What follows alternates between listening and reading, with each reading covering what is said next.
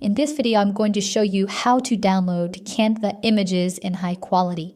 One of the big issues I had early on using this program was that when I would deface with banners, I would upload them and they wouldn't be clear. So what I was doing was I was basically just doing a screenshot of the image and then using that image, because to me, I was getting a higher quality image that way.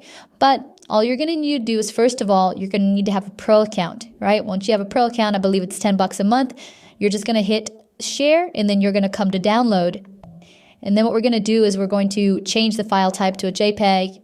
And then you're going to bring this all the way up here. I like 2.5 and then 80% for the quality.